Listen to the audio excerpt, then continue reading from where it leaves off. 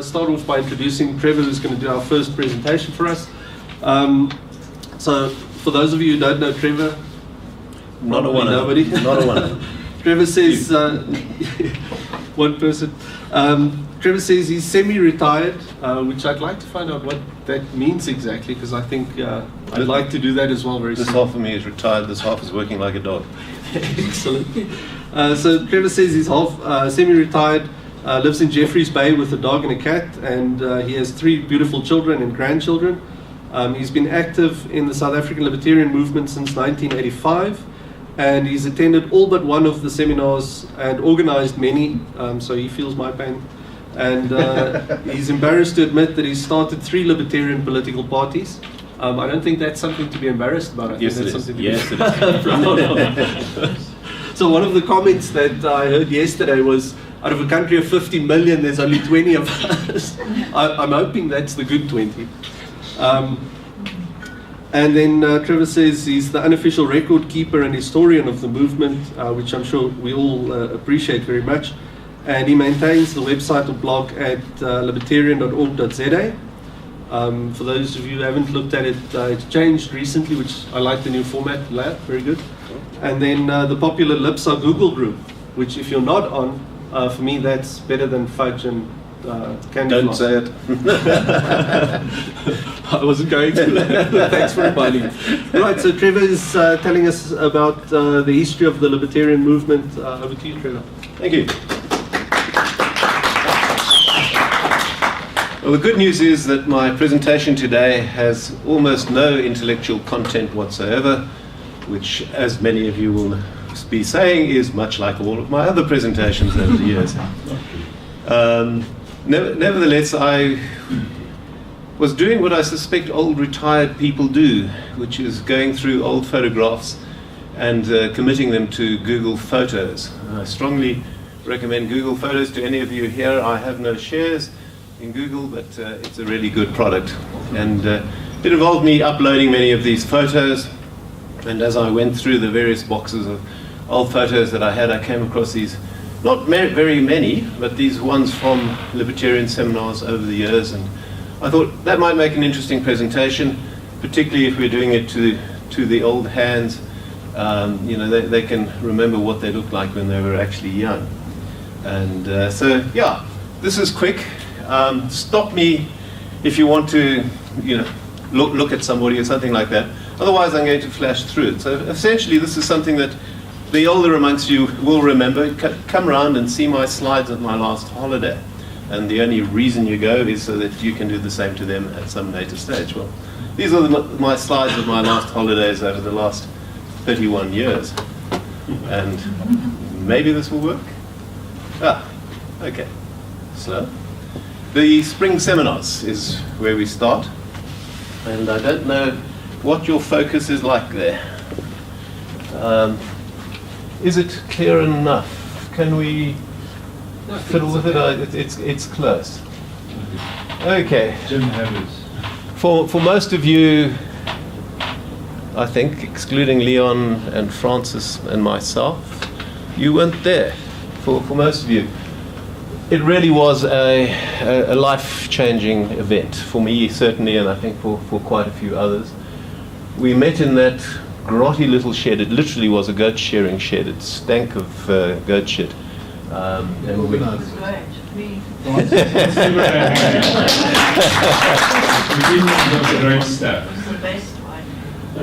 It was the best one ever. Oh, sorry. And I kind of said I wasn't going to say this, but at the end of it, Francis thought it was the worst one ever. Nothing will ever come of this. It'll all be a waste of time and failure. And I remember saying to her, I'm sure, Francis, we'll have 1 or 2 more seminars after this one. Don't feel too bad about it. Wonderful to be able to say that at the 31st seminar, having outlived the apartheid state, having outlived the security police who took a deep interest in us. We've outlived 2 South African New Society presidents. We're actually a remarkably stable old group in here. And we had an eclectic mix, I love that phrase, of young and old, urban and rural, male and female, probably more than at any of our other conferences. We had equal numbers of people from farms and the city. Were there any blacks there? Nope. Nope, not that I recall. Do you recall one? I don't think so. Given the circumstances, we were the blacks. You see, Jan Jack was there, and she's still. Yeah, there's some many interesting faces in here. I mean, if he was here, a really young Norman Davis. This is Johan Gevers. Keep an eye on him, you will hear more of him. He is developing and running. Should this be working? I'm just recording. Yeah, okay. Developing one of the best internet finance systems in the world at the moment called moneytrust.org. I've spoken about him in the past. Famously, Jim Harris over here on the right. Libby Husemeyer is in there somewhere. Where are you? That's me there, would you believe? Yeah, no. So, yeah, a wonderful group of people. A wonderful... Where's Kate? Oh, Dawn. Huh. She was actually in somebody's arms. I think it was Leon's arms, this tiny little baby. The oldest person there was over 80, John Speedy, a farmer. There he is. And his wife. The youngest person there was Kate, who was, 6 months? 9 months? Can't remember how old she was at that stage. Really tiny at that point. And that's it, the inside of the shed. Famously, we stood between 4 wooden pillars, which were really there to hold up the roof, which was in imminent danger of collapse. But actually, we all felt that these were the 4 pillars of wisdom that we stood between and lectured here on. Interesting one about that one. See if you're any better than us at spotting the security policeman who was in there somewhere. we to this day don't know who he was. It's the guy smoking inside in the corner. I had my suspicions about him too. And also this guy. But where's this guy? Roger van der Kerk there, he was But anyway... he was there, it was him. Yeah. Famously, Jeff Hem was there, one of the early originals, and he really was the Libertarian policeman. At one of the later conferences, he was appointed as the Libertarian policeman, a role he relished and executed with great enthusiasm. So this was the main house, built out of the beautiful white sandstone, typical of this area. And I remember literally, as we arrived from Johannesburg and walked in, there was Francis up to her elbows in bits of chicken, frantically making dinner for that night, along with, what was her name? Yes, yeah, lovely lady. And Great, she made fabulous food.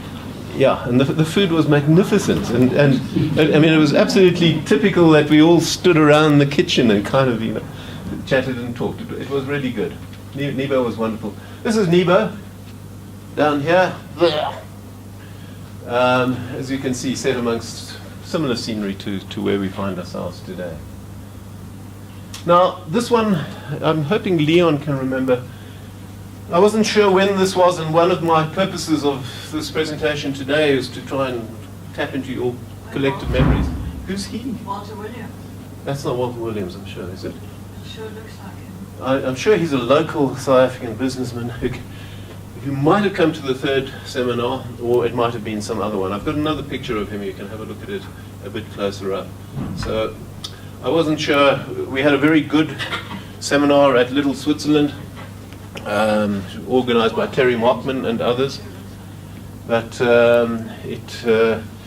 not a single photograph in my collection. So if any of you do have photographs from this, please feel free to email them to me and I will add them to the collection. This was the 10th seminar at the Nest, organized by Libby and Teresa. And I had to put it up there because it was in 1994, and I introduced, I would like to think, most of you to the internet for the first time. It was an extraordinarily difficult process. So Charles, for example, had to stand outside in the holding up the power switch because wasn't it you? I wasn't there. So somebody had to stand outside holding up the power switch because this huge computer I'd bought kept tripping the electricity supply. But anyway, The old projector. yes, yeah, the overhead We used to projector. dance in those days. And I seem to remember there I actually got into the library, the library in Cardiff. And I was actually able to download an article from their library. I thought this was so clever. Same glasses. This is an interesting one. This is Jeff Hem. He and I and a few others got involved in various libertarian schemes. He became very enthusiastic about establishing a free nation in St. Helena. All we had to do was invade it and kill the residents, which he had a plan for. And he did a famous presentation at one of our seminars on St. Helena as a possible candidate for a libertarian. And it's wonderful how tiny little memes can completely change the course of history. So he had a video of industry on St. Helena, which mostly consisted of farming sisal in the highlands and getting it down to the lowlands. And the way you get it down to the lowlands is you put it in a big bundle and then you kick it off the top of the cliff. It goes bounding, literally bounding down the area, and some of it overshoots and runs into the sea, and some of it stops and you can load it on board a ship. Well, he had us for most of the presentation until we had the bounding sisal scene. Everybody just collapsed in laughter, and that was the end of Jeff Hem's St. Helena plan. And shortly after that, he got pissed off and went to live in New Zealand, which is amazing because he stayed in the most beautiful place I know of in South Africa. He stayed in Franschhoek, in a forest, next to a lake, in a little white Cape Dutch cottage with a beautiful wife. And he thought, no, this is never going to work. And so he packed up and went to South Island and lived in the rain and the slush trying to grow rose hips. Yeah. And that's all because we laughed at him at the St. Helena presentation. Who knows? I don't know. Anyway, that was an interesting one. This is the 12th seminar at Qwantani. I think, Charles, that looks like Qwantani to me. Organized by Charles.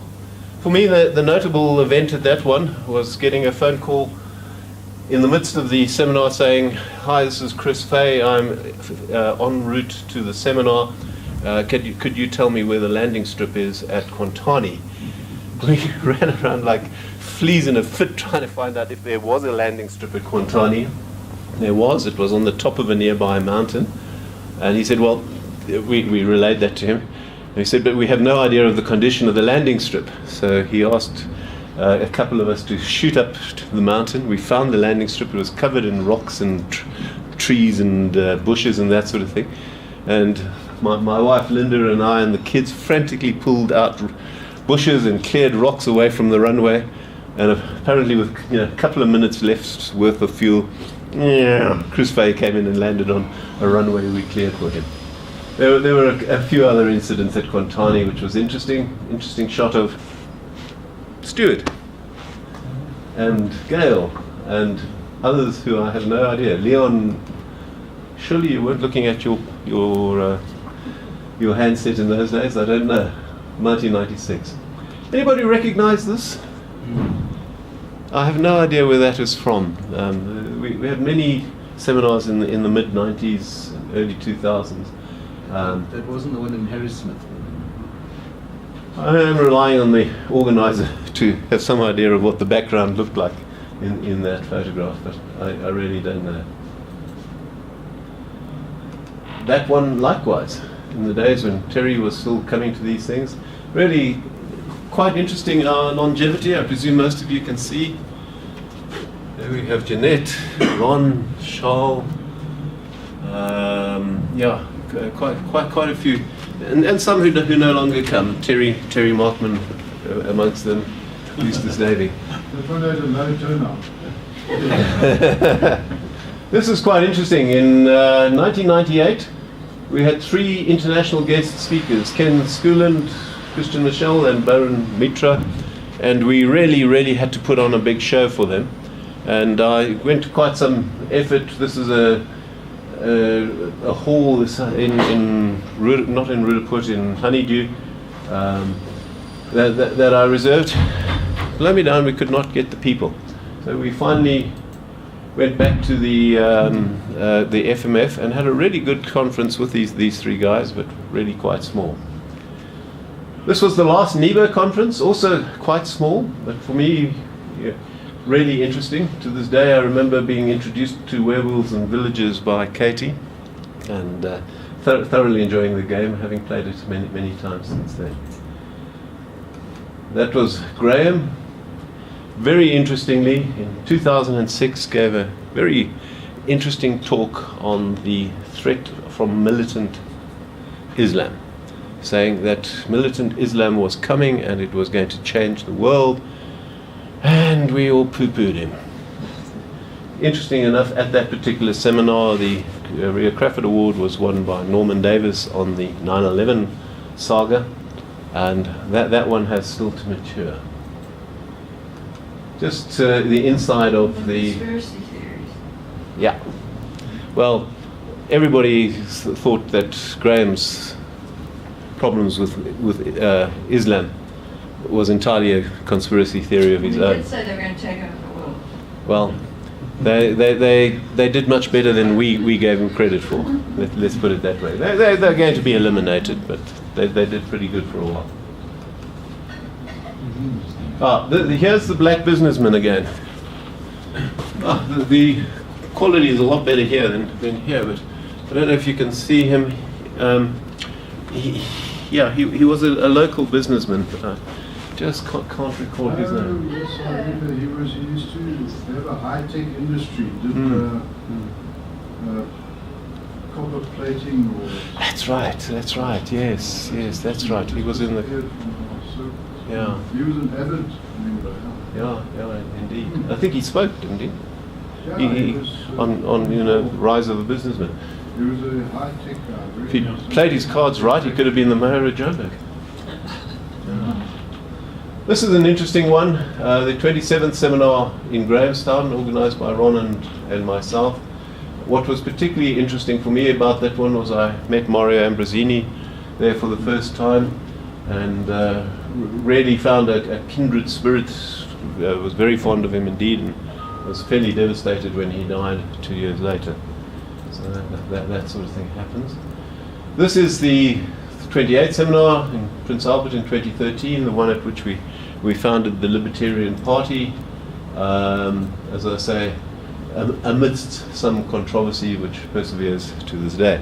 The founder of the party there is a guy called Barry de Harder, and unfortunately you won't see the black guy we had planned to elect, but somehow or other got snookered out of on the election floor. That was the controversy that we went through. Just a meal at that. 29th seminar in Jeffreys Bay. I enjoyed that one mainly because it was in my backyard.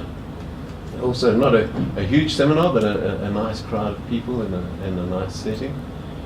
And we did some interesting exercises going out to Snake River and other places. Just go back one, Trevor. Okay. That's more challenging previous. I just wanted to point out Linda. I think you're looking at... Second from right. Yep. She wouldn't thank you for that, and neither would Andrew Kenny. That's Andrew Kenny. Yeah, my eyesight's good. Sorry. Yeah. Yeah. We have the Ria Crawford Award, which is over here, for which we compete each year. And at that, more or less at that time, I upgraded it, so we actually have a complete list of who the winners and losers are. Well, who the winners are. Last year, it was the 30th seminar in Aranya. It was fascinating, a very interesting opportunity. We never actually got it together, despite much shouting and screaming, to have a full picture of all the delegates. So we had to take them as we got them in the nights. The Oranje people organized the most incredible dinner party for us. They really turned on the works, fancy blue lights and incredibly polite children serving us our meals and that sort of thing. It was great fun. And Ron and I were expecting a braai with a few chops, so we went in our sandals and our short pants. It was challenging, but we got through it. And not all that much has changed over the years. That was Garth working under the stars outside my tent, where he literally slept under the stars in Oranje each night. Any guesses which that one is?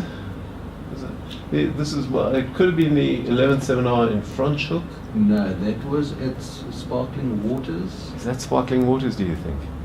Well, there's a sparkling swimming pool in the background, so anything is possible. From the age... No, that was 94. Okay. Big crowd there. Well, I see, what's her name? She was still around. Is the redhead there? Velma Gore was still around. This is my daughter Bonnie, I think, and I don't think she's much older than about 12 or 13 there. Yeah. But yeah, that was a nice collection. Anyway, I'm not too sure what my timing is like, so let me move along a little faster. This is a presentation in 3 parts. This was the walking half dead.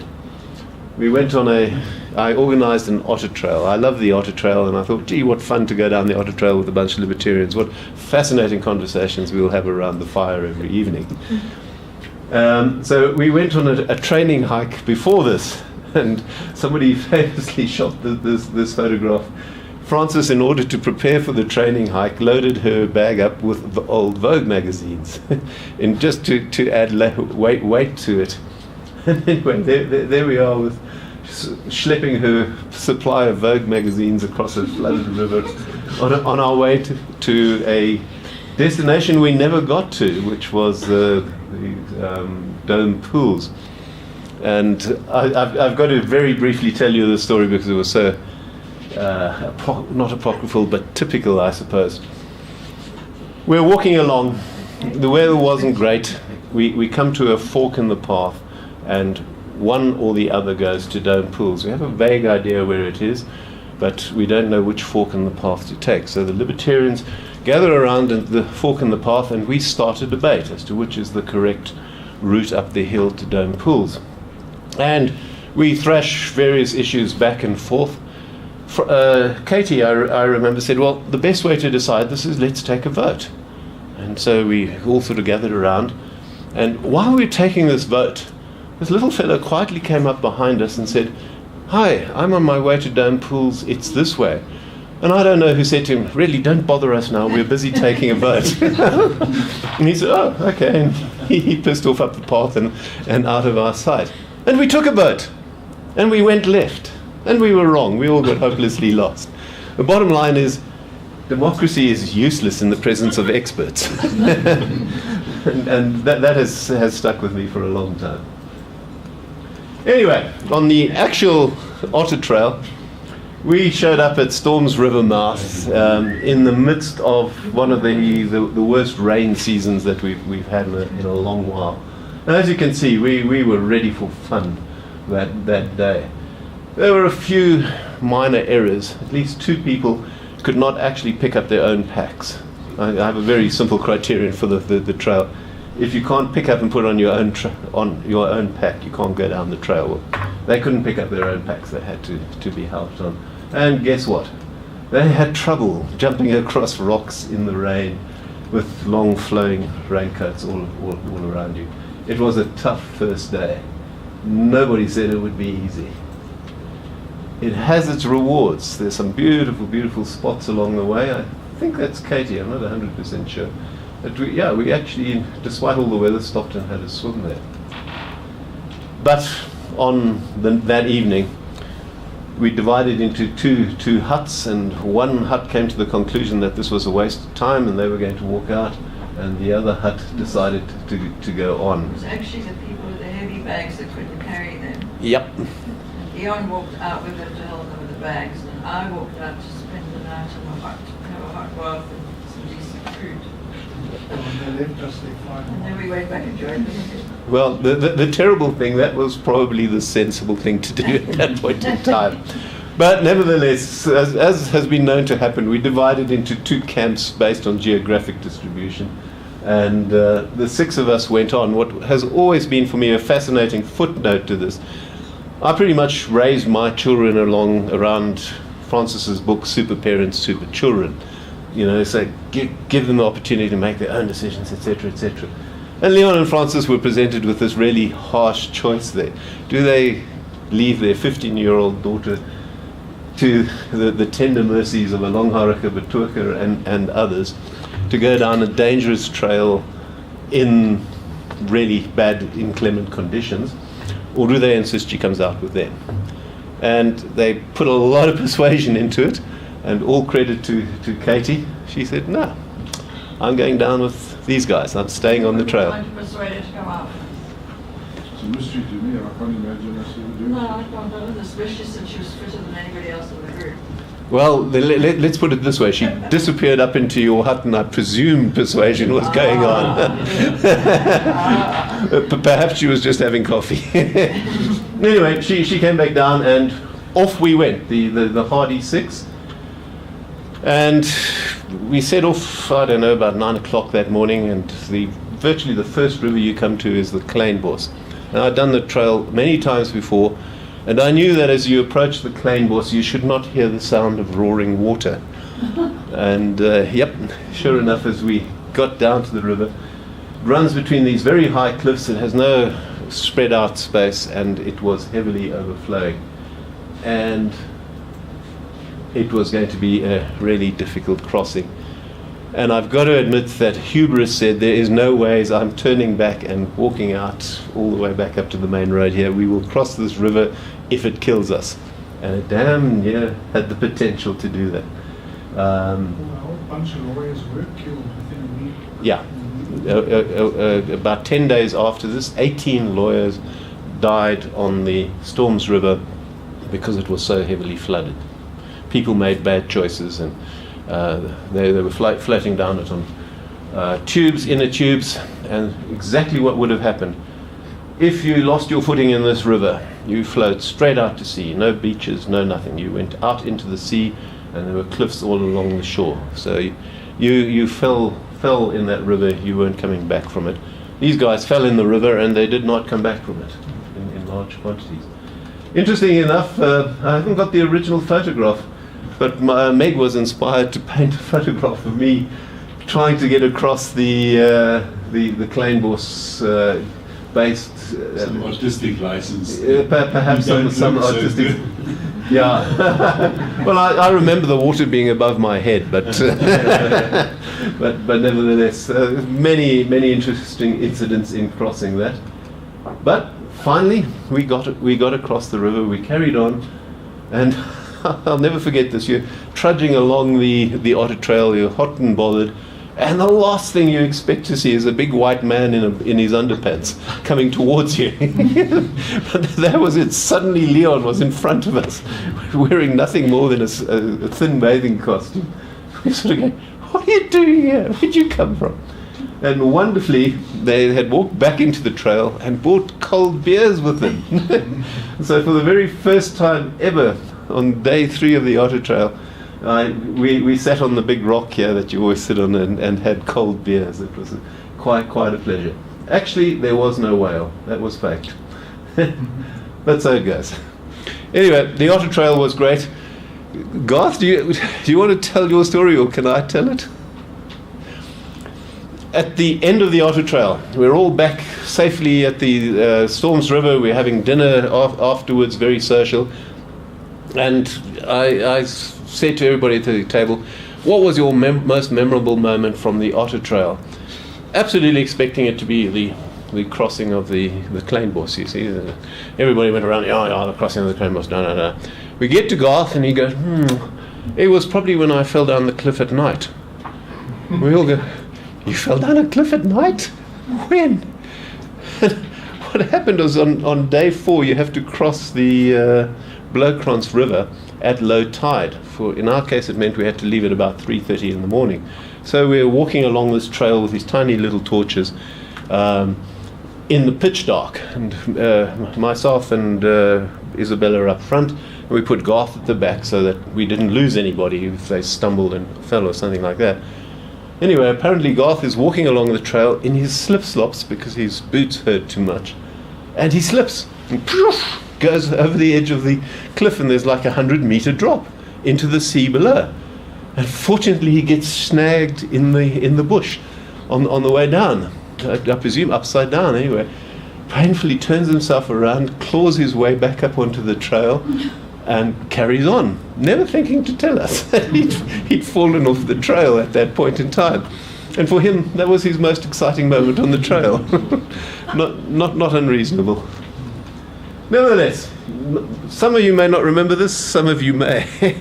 The Libertarians at War.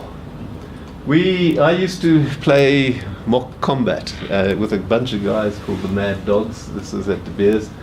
And as you can see, the one guy with actual equipment and a mean look on his face.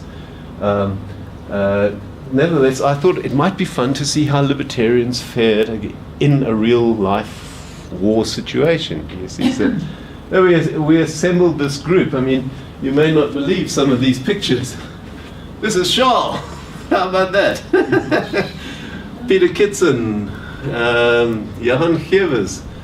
I'll probably use this for bribery at some point in the future when he's a billionaire. Jim Harris, trying to be incognito. This one was a really interesting case. A friend of Jim Harris's, if any of you knew him, he was the guy with the billion-pound brain guy. That was always his argument. If you had a billion-pound brain, what would you say? And he had this white satin waistcoat that his wife had given him, which he truly hated. And he wanted to get rid of it, but he had to get rid of it in a reasonable fashion. So he wore it to mock combat, where the whole idea is to remain hidden and out of sight and try not to show blood and wounds. He wore a white silk waistcoat to it. Anyway, that was the opposition. I mean, have a look at the guy second from the left.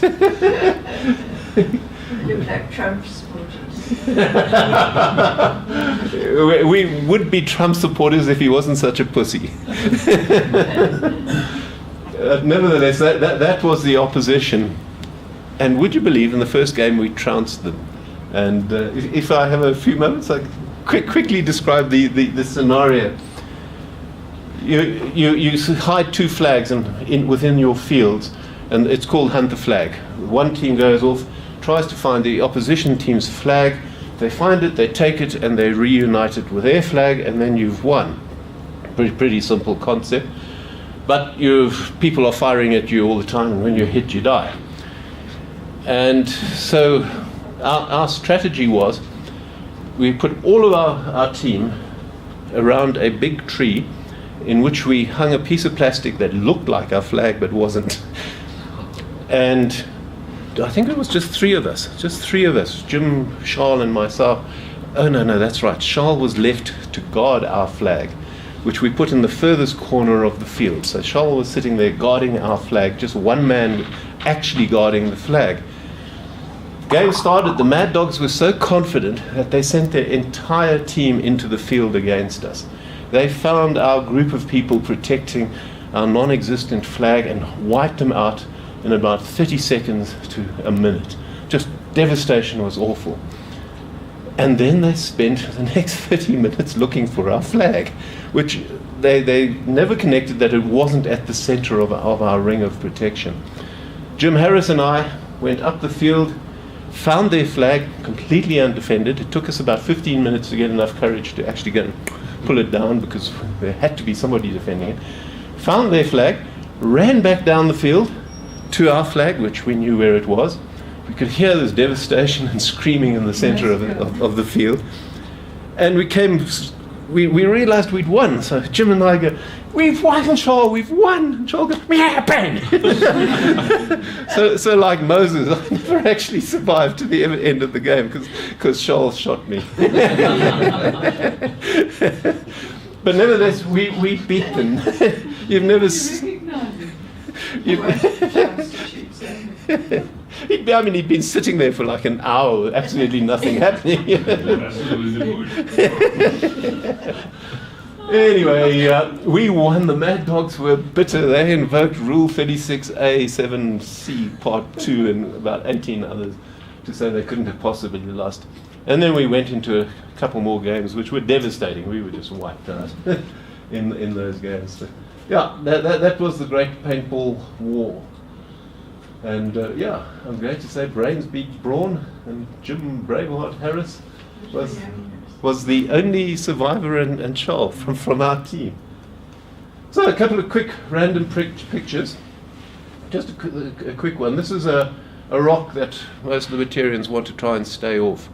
There's a rock cairn outside J Bay along Kabeljous Beach where, strangely enough, way back in 2009, 2010, Linda and I walked out there and put Jim Harris's name on a rock just as a memorial. The cairn had been there for years. And we came back a month or so later, and blow me down, there were 2 or 3 rocks with people's names written on it. I can show you a picture of that thing now. It's a Stone Age Facebook page. There are thousands of rocks with people's names written on it. And yeah, all the people that I know that have passed, I put their names on a rock. It's a brother-in-law, for example, above there. Anyway, I thought I might as well put together a rock for fallen libertarians. And as I say, the trick is to try and stay off this rock. It is extended with a couple of people whose names I didn't have. I've got a more recent photograph with Charles' brother, for example, Brian Heffer. What's his name? Edward Heffer, and a few others who have been on there. In the old days, we used to gather on the stoop at a place called the Maggie Ranch, which I used to own. I can't see one fly.